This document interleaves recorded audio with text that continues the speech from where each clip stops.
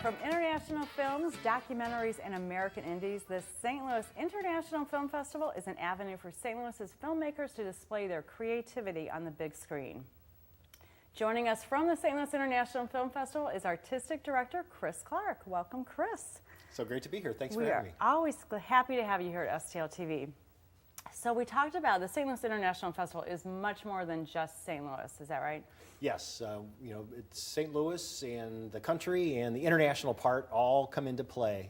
Films of all shapes and sizes and filmmakers of all shapes and sizes and identities from all over the world. And Cinema St. Louis is the producer for the event, and you all also have a showcase that's earlier in the year. We talked about that a few months ago when you were here. So how is this different, and does that bridge into this festival? Our summer event, the St. Louis Filmmaker Showcase, is similar on many levels. It is a film festival, but it's only for St. Louis-based filmmakers and a few expatriates who've escaped our shores to work elsewhere. Right. That have strong connections to St. Louis is the theme. So are any of those films? Yes, there always is, and that's the big excitement of the awards party at the end. There's always a short list of films that graduate to the big level of the St. Louis International Film Festival. So they earn the right to be a part of the festival. And the way they are not just competing against their classmates and friends and other St. Louis filmmakers, they are competing against the planet.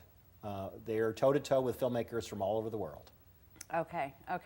So lots of events happening year-round from Cinema St. Louis, but this is the culmination of all of it is right now coming up in November, the International Film Festival. And it's big. 420 films from 63 countries, sprawled out over 11 days in 11 different locations.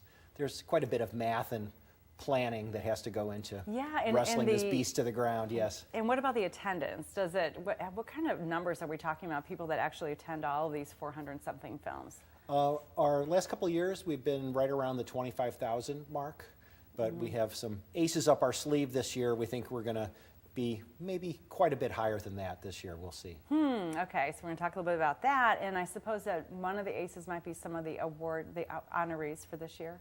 Yes, we always give a series of filmmaker awards during the festival, but this year is extra special because the vast majority of them are St. Louisans, or former St. Louisans. Interesting. So we have pictures of some of our award winners for this year. Let's go through them and tell us who's winning awards and what we can learn about them. This woman is Melanie Mayron.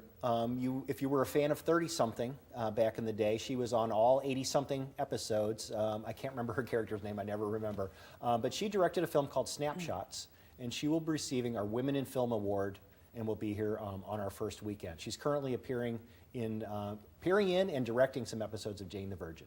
Okay, great. And the film will be shown as part of the festival as well? Okay. This is Karin Kusama, who grew up in U City, went to Ladue High School, was an acolyte and worker bee for John Sayles, the director for many years. She won the Sundance Film Festival with her first film in 2000 called Girl Fight. And now, almost 2 decades and many films later, she is the director of our opening night film called Destroyer, co-written by her husband Phil Hay, and they'll both be in attendance. She'll be receiving the Cinema St. Louis Award.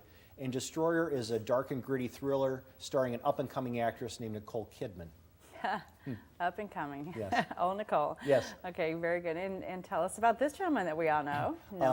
You know him by many names. King Ralph, Walter Sobchak, Dan Connor. The Connors premieres very soon. He will be here for our very special tribute to John Goodman and a screening of the hallowed The Big Lebowski on the same night. Tickets sold out in hours. If you don't have one now, you're not going, and you probably won't see him. But he's going to be in town for several days, so there'll be many John Goodman sightings during the St. Louis Film Festival. And it's just great, even if one can't get a ticket still to that particular event, just to know he's here and a part of this great festival. And like John Hamm, what a great spokesman he is for St. Louis. He loves all things about the town. He's been very gracious to us about what he expects from us and what he's going to do for us. And my boss has been asking him for somewhere between 10 and 15 years every year annually to come and do something like this, but he was always working or on Broadway or doing a movie or something. This is the year, and we're so happy. That's awesome. All right, and we have a couple more award honorees coming up here, so let's take a look. Well, everyone knows the de facto mayor of U City, Joe Edwards, who is not a filmmaker himself, but what he has done to the Loop and the Tivoli Theater, which has been our home base for so long. The Delmar Hall and the Pageant have also been venues we've used over time. So we're giving him a special honorary award during the festival for that very purpose. And that kind of dovetailed, that helped bring John Goodman to the table. Great. This young man is named Jason Reitman. You may remember him from his first film was Thank You for Smoking. He spent some time in the 314 here, filming Up in the Air with George Clooney a number of years ago, and was here for that film. He's coming back with a film in the middle of the festival called The Front Runner, starring Hugh Jackman as Gary Hart during his political campaign, right as the Donna Rice scandal erupted and just incinerated his chances of political office. Very timely too. Things really don't change. This lady is named Jane Gillooly.